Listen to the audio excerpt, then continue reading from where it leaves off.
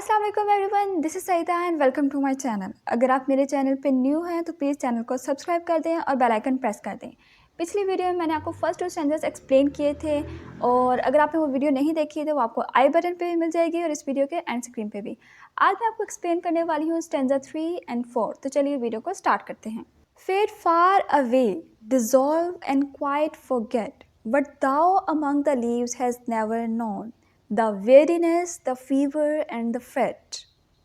अब यहाँ पे पोइट नाइटिंगेल को मुखातिब करके कहते हैं कि मैं चाहता हूँ कि मैं तुम्हारे साथ उड़कर तुम्हारी दुनिया में चला जाऊँ, उस जंगल में पत्तों और दरख्तों के दरमियान में जहाँ पे तुम रहती हो और तुम इन सब चीज़ों से अनजान हो जो मेरी दुनिया में होती है, यानी कि जो पोइट की दुनिया में होती है। किन चीज़ों से अनजान हो? The weariness, the fever and the freight. Weariness का मतलब होता है थकावट और फीवर मतलब बुखार और फ्रेट का मतलब होता है चिड़चिड़ापन, रेस्टलेसनेस। तो पोइट ये ख्वाहिश करते हैं कि वो नाइटिंगेल की दुनिया में चला जाए because these are the things which you have never known, और वो वहाँ पे रहना चाहता है। वो इन सब चीज़ों से बेखबर होकर बहुत ही पुरसुकून के साथ ज़िंदगी गुजारना चाहता है। अब पोइट फर्दर बताता है कि पोइट की दुनिया में मज़ीद क्या क्या होता है। Here where men sit and hear each other groan, where palsy shakes a few sad last grey hairs, where youth grows pale and spectre thin and dies।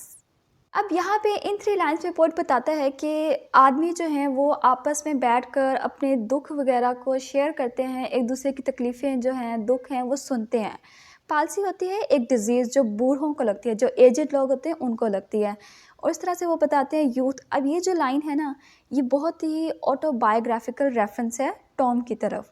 आपको मैंने बताया था कि जो टॉम था कीट्स का भाई, उसको ट्यूबरकुलोसिस था और जो कीट्स हैं वो उनकी नर्सिंग करते थे। उन्होंने देखा कि उनका भाई कैसे इस डिज़ीज़ को सफ़र कर रहा है और कैसे वो ना फाइनली वो मर जाता है। तो यहाँ पे अब वो यूथ ग्रोस पेल, पेल का मतलब होता है बिल्कुल आपका कलर येलो सा पड़ जाना, और स्पेक्टर थिन का मतलब है कि जब आप बहुत ज़्यादा थिन हो जाते हो तो आपका स्केलेटन जो होता है नज़र आने लग जाता है, ठीक है, एंड डाइज, और फिर आप मर जाते हो। तो वो एक तरह से ये रेफरेंस है अपने भाई की तरफ, और मतलब वो नाइटिंगेल को बता रहे हैं कि कैसे जो पोइट की दुनिया है वहाँ पर कितनी डिजीज़ हैं और कितना लोगों को सफ़र करना पड़ता है, लेकिन जो नाइटिंगेल है वो अपनी दुनिया में खुश है और वो आराम से गाना गा रही है और उसको कोई ख़बर नहीं है। तो वो पोइट चाहते हैं कि मैं इस दुनिया को छोड़कर, फेट एंड फीवर वाली लाइफ को छोड़कर नाइटिंगेल के साथ उसकी दुनिया में चला जाऊँ।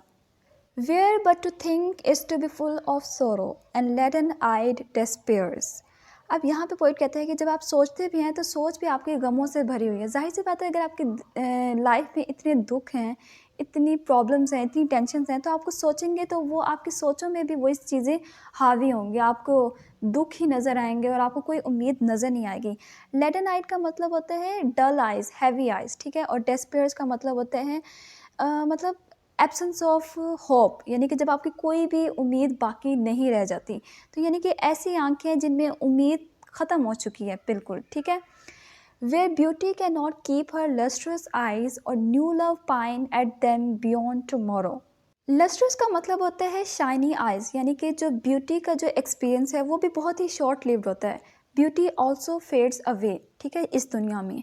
और new love pine at them beyond tomorrow. Pine का मतलब होता है इम्पॉसिबल टू ऑब्टेन, यानी किसी चीज़ को हासिल करना जो कि बहुत ही मुश्किल हो।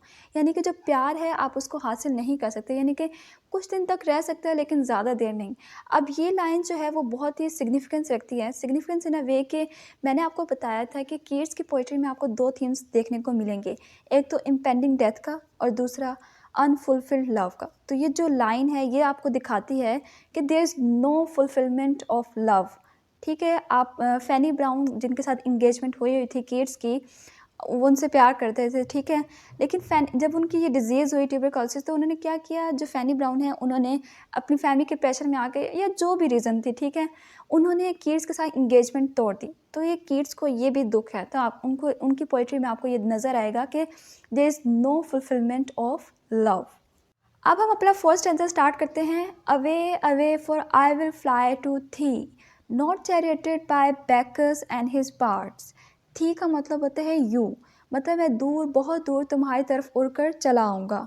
Not charity by Bacchus. Bacchus होता है गॉड ऑफ वाइन और पार्ट्स हैं उसके जो लेपर्ड्स हैं वो, तो मतलब उन्हीं पे सवारी करके वो इधर उधर जो जाता है। तो वो कहते हैं पोइट कि मैं इस चैरियट पे बैठकर नहीं आऊँगा तुम्हारी तरफ, बल्कि but on the viewless wings of poesy though the dull brain perplexes and retards. अब पोइट कहते हैं कि मैं इस चैरियट पे बैठकर नहीं आऊँगा तुम्हारी तरफ, बल्कि मैं ऐसे विंग्स पे बैठकर आऊँगा, व्यूलेस, जिसको देख नहीं सकते, पोइसी। अब पोइसी यहाँ पे पोइट्री के लिए वर्ड यूज़ नहीं किया गया उसने। पोइट का यहाँ पे मतलब है पावरफुल इमेजिनेशन, मतलब मैं अपनी इमेजिनेशन के थ्रू तुम्हारी तरफ उड़कर आऊँगा।